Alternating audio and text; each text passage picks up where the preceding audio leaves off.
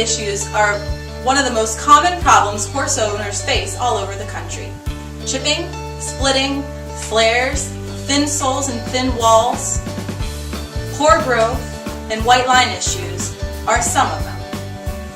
Today I'd like to share some tips with you on how to provide your horse with the best you can to ensure quality hoof growth. So first we're going to start with nutrition.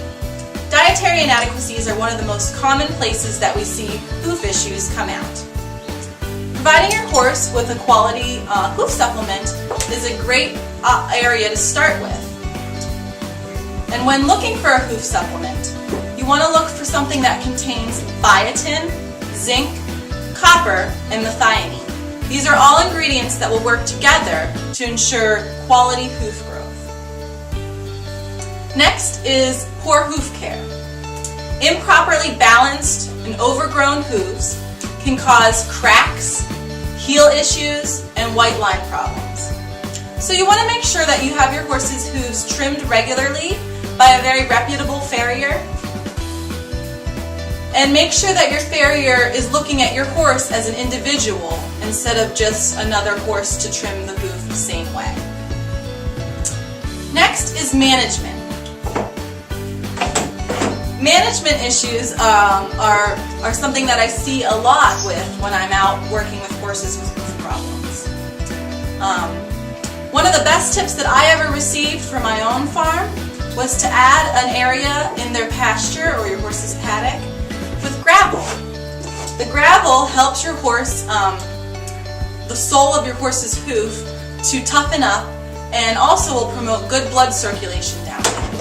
So I have an area in my pasture that has some pea gravel in it, and I find my horses hanging out there very often. So they'll get out of the mud, or when they're taking a break from eating the pasture grass, they'll go hang out in the gravel, and it really helps toughen up the soles of their feet. Next is exercise. And I know all of us are very busy and we don't always have time to ride our horses as often as we should. Keep in mind that horses out in the wild are walking 10 to 15 miles a day. So one of the best things you can do to help get blood circulation down to your horse's hooves is to exercise them. And we would recommend a minimum of 10 to 15 minutes of fast hand walking for your horse to get some good blood flow down to their hooves and promote good growth. Finally, hosing. It's the heat of the summer and a lot of us feel bad for our horses because they're sweating, so we want to try to hose them off every day. While this might feel good to their bodies, it's actually very damaging to their hooves. So maybe just sponging the bodies off or sponging where they're sweaty off instead of actually hosing and drenching their hooves every day would be a good tip. Next is going to be topical damages. I know a lot of us love to apply different topical products to your horse's hooves to make them shiny or dark. And while it looks really pretty, it can be very damaging.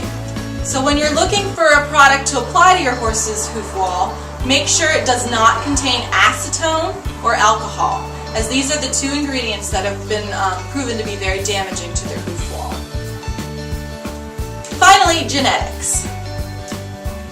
Unfortunately, a lot of breeders aren't breeding for quality hoof growth, and they're actually not taking into consideration hoof issues at all. So we are stuck with a lot of horses that just genetically have some bad hooves.